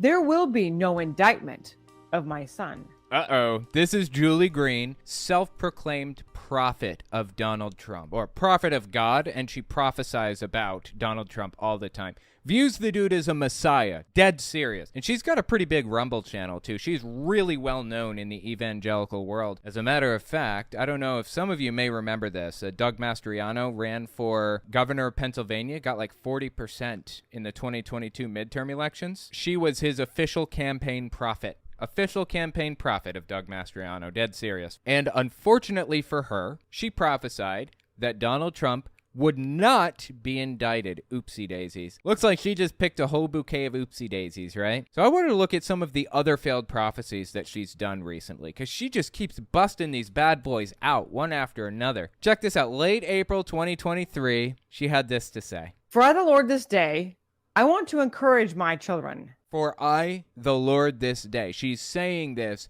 with the voice of God. This is a new Bible book, the Book of Green, chapter 3, verse 2 or something. That kind of level, that's where we're at right now. She believes she is providing new scripture for you. So listen to her scripture. For I, the Lord, this day, I want to encourage my children that I am in control and your enemies are not. My plans and my will are going forth and will change the condition of my body, the condition of these nations, the condition of this world, including the economy that is your enemies, that they have used against you. Including the economy that is your enemies that they've used against you. Okay. So is she saying that God believes that, or she thinks that God thinks that bad guys are using the economy against good guys? Okay. Why doesn't God just fix that then? Isn't he all powerful? Can't he do whatever he wants? Why does he continue to allow these Trump nutter butters to get taken advantage of in this economy? I don't understand. The fall of the Clintons are about to take place. Whistleblowers and major scandals will be exposed. Remember, April 2023, she claimed the Clintons are going to be exposed by whistleblowers. Will be exposed. They will not be saved from the deep state this time. A great collapse of the Clintons' power and their influence will be seen. Again, treason will also be their end, saith the Lord. So the Clintons, Bill and Hillary, Billary, if you will, if we're using their celebrity name, I prefer to. Billary, collectively, are going to be, tried for treason and taken out but for all of their crimes against humanity or whatever? Interesting. I'm here for it. I love it. Funny enough, she actually prophesied something very similar, September 21st, 2022. Weirdly, that one never came to fruition. But does she ever go back and address these? No. She continues to bust out prophecy after prophecy after prophecy and zeroes in on the ones that succeeded and ignore the ones that failed. Okay, she claimed that Nancy Pelosi would be dead before the 2022 midterm elections. That's what she said. She'd be gone. The deep state was going to end her life before November 2022. And here we sit. She's perfectly fine. Here's another failed prophecy, September 21st, 2022, about the Clintons. Another Clinton secret and scandals are about to be exposed, and it will explode in the airwaves. Never happened. Weird, huh? This is a prophecy from God himself. The Clintons will be exposed. What was it she said? A scandal, a secret and scandal will be exposed about the Clintons, and it will explode. In the airwaves. A whistleblower is coming, and this will not be held back, suppressed, or ignored. Weird. She said the exact same thing September 2022 that she said in April 2023, and it never happened either time. Who's lying? There are two people in the supposed prophet relationship. There is the prophet who's relaying the information to humanity, and there's God, right? One of them lied. Who lied, Julie? Was it you or God? Let me remind you, the Bible says God cannot lie, although it does cite him lying multiple times. For what it's worth, you know who's never told a lie in the Bible? Satan. He never told a lie, not one. Plenty of lies from God, though. I told you, my children, that nowadays Ahab and Jezebel will go down just like the ones in my word. Justice is being served, and you will see them receive it on center stage. Abraham and Jezebel. So who are these supposed Abraham and Jezebels? She was just talking about the Clintons, right? Are the Clintons supposed to be Abraham and Jezebel? You will see Bill Clinton die, because the angel of death will soon pass by, saith the Lord. Oh, God. She is so strange, dude. Okay. It never happened. Never happened. She claimed Bill Clinton would soon die. What is soon to her? This is forever ago at this point. Never happened. Although, for what it's worth, how old is Bill Clinton? Isn't he like 90 or some other thing? Okay, 76. I was close. Bill Clinton, 76. Wow. Bill Clinton is younger than Donald Trump and Joe Biden. That's crazy. Anyways, never happened. Weird.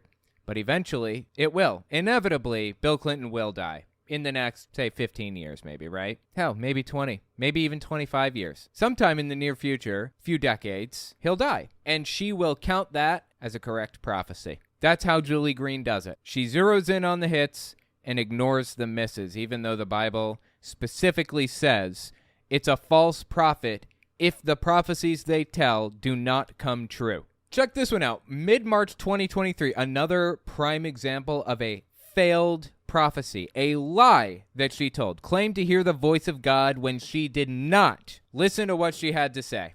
I told you, my children, don't worry about the things that you see, because the things that you see are temporary. At this moment in the news, Donald Trump there was talk of him being indicted. What they are trying to do to your rightful president, that's a laughing matter. There will be no indictment. Ooh, interesting. No indictment, you say. Of course, the dude's been indicted and arrested. Sounds like a false prophecy to me, right? Is this not a false prophecy? What else do you call this? There will be no indictment of my son. Not the way they wanted it to go. Oh, no, no, no. The indictments? Oh, yes, there will be indictments, I promise you. But it will be indictments for the ones who are trying to make this indictment. Because this is a time of seed time and harvest. God, this is painful, dude. Notice how she sometimes kind of skips over her words or messes something up, but intentionally steps back and repeats the entire thing correctly because she believes that this is Bible prophecy. She believes that this is a new Bible book. She's writing this as a new book of the Bible. I don't know what she's called it. Probably the Book of Green, chapter 3, or the Book of Julie, or some other nonsense like that. What was it the Bible said? Something about not permitting a woman to teach. She shall be in subjugation. She shall not be in a position of authority over a man, something to that effect. How does she justify that one? I mean, I don't believe in that.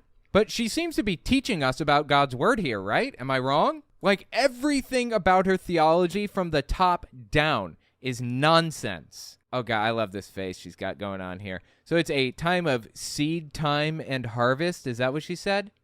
Because this is a time of seed time and harvest.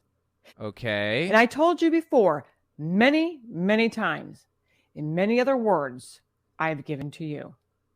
They are reaping a harvest. They have no idea what's coming. I am an end to their plans because I am the great I am. There's a verse in the Bible where God says, I am the great I am, basically. And that obviously makes no sense at all, right? Is it just me? Like, saying I am the great I am, that's nonsense. It seems to me that we can chalk that up to not having, like, a perfectly faithful translation, right? Like, you can't translate Aramaic or Hebrew perfectly to English. There's always some kind of a give and take in there somewhere, because the languages are so dramatically different from each other. And I always chalked that up to being why it says, I am the great I am. That's nonsense. What does he mean, I am the great I am? But she's mastered the art of making prophecies or writing up fake prophecies that sound like they came out of the Bible. Joseph Smith did this exact same thing. He mastered the art of sounding exactly like the guy who translated the Bible from Hebrew to English as it was spoken in the 1700s or the 14 or 1500s by King James and the others. Wait, do they think that God really spoke this way? Do they think that the prophets or whoever, Moses and the disciples and people all spoke like that? Like a 17th century, like middle to modern English speaker with an English accent? Ridiculous. Why did the quotes that Joseph Smith had from the Bible in the Book of Mormon have errors that only existed in his edition of the King James Version of the Bible because he was faking it all along. And this is a perfect example of Julie Green faking it too, exactly like Joseph Smith. They have mastered the art of making it sound like it's coming straight out of the Bible when it's so obviously not. Wouldn't God use modern English if he were communicating with us now? Why would God use this weird biblical accent or this weird biblical language? So in the last one, she claims that Trump will not be indicted, right? You remember that bit there? Very specifically said, Trump will not be indicted. Again. Things that you see are temporary. What they are trying to do to your rightful president, that's a laughing matter.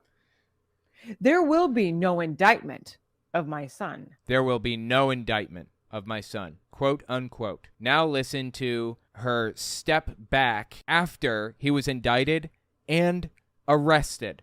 Early April 2023. This is her response to her very recent false prophecy. Everything they do guarantees their defeat. Who is they, by the way? Are they in the room with us right now? Their embarrassments, their exposures, their judgments. What they have done against my David, Donald. My David is Donald Trump. Yeah, I think she's about to say that. I just want to clarify. They believe him to be like a biblical figure. He is a messiah in her mind. Donald.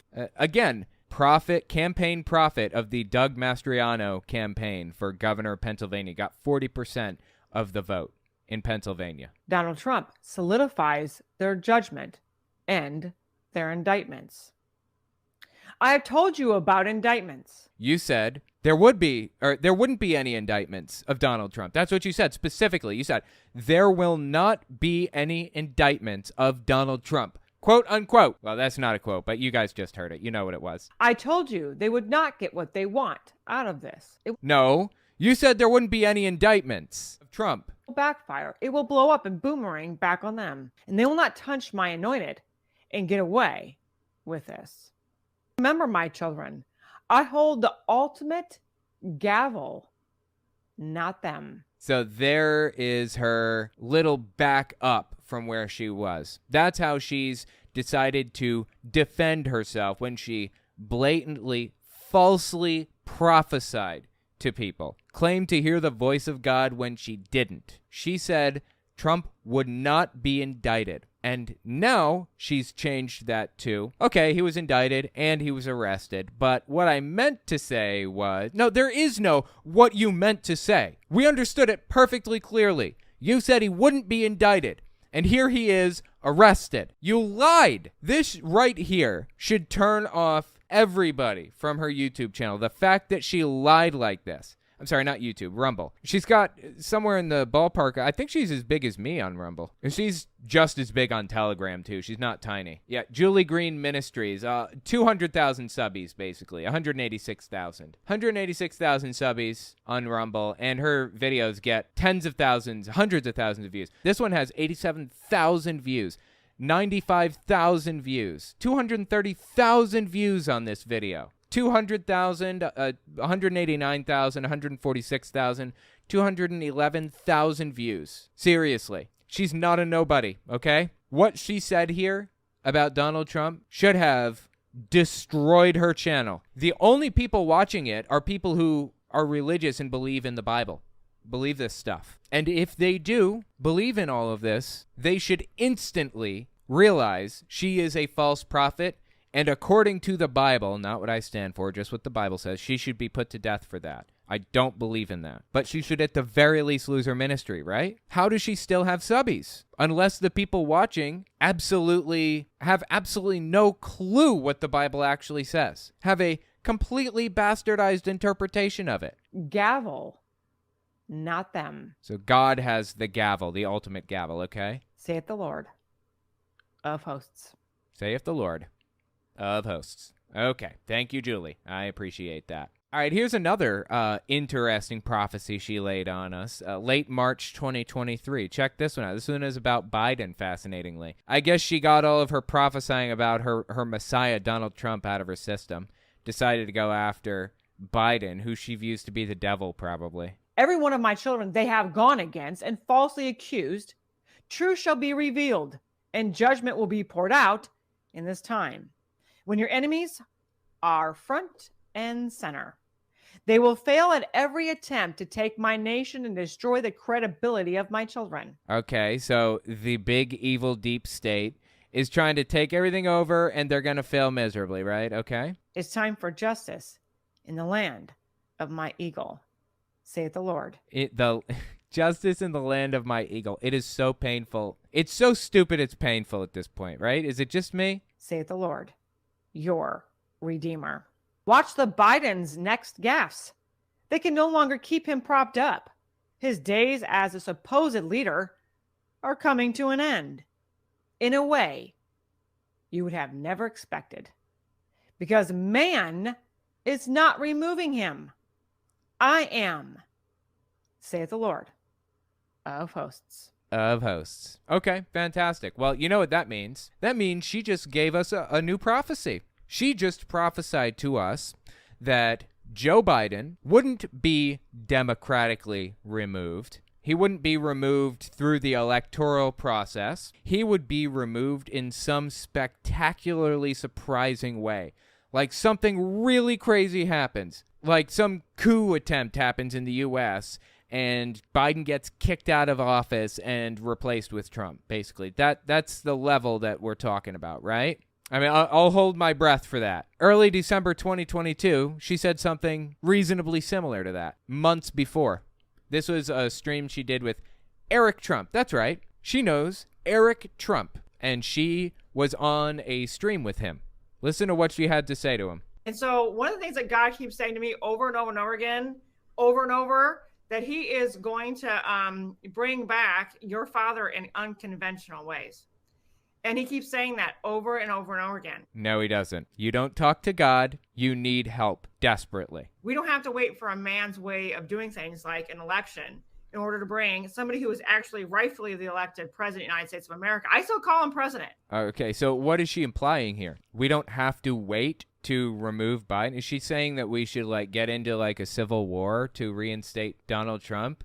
I think that's what she's saying. This is so disturbing, dude. The elected president of the United States of America. I still call him president. I will never call Biden president because he's not. I don't know exactly how God's going to do it. He doesn't give me that type of information, but he does give me the fact that what he is going to do is he's bringing him back. No, he doesn't. He doesn't give you any information. If you think you're really hearing the voice of God, you need to take some antipsychotic medicine. You need to take some Seroquel or something. Really, this is not good.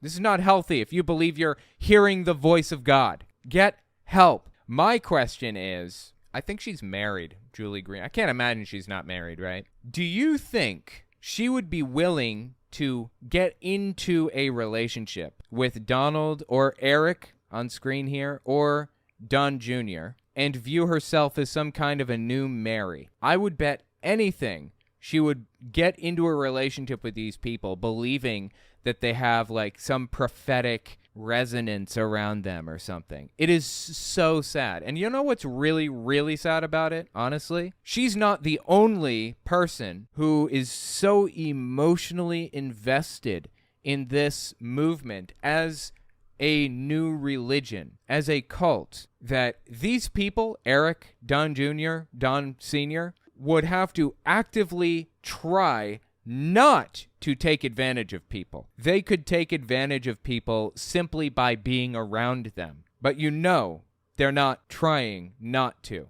They are actively attempting to take advantage of the people around them.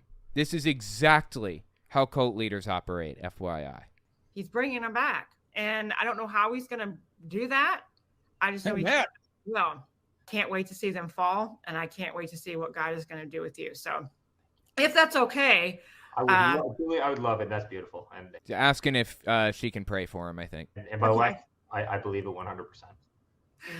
Okay, I want to pray. So Heavenly Father, right now in the name of Jesus, we just lift up Eric and we lift up his entire Trump family to you, Father God. We just want to praise you. We want to thank Jesus, dude. So that's not even the first time that she had made the prophecy that Biden would be removed in some spectacular way. She had made it months before, and it still fell flat. But honestly, look at the joy on her face when she hears Eric Trump say, I believe it 100%. Hey, I would love it. That's beautiful. And by the way, I believe it 100%.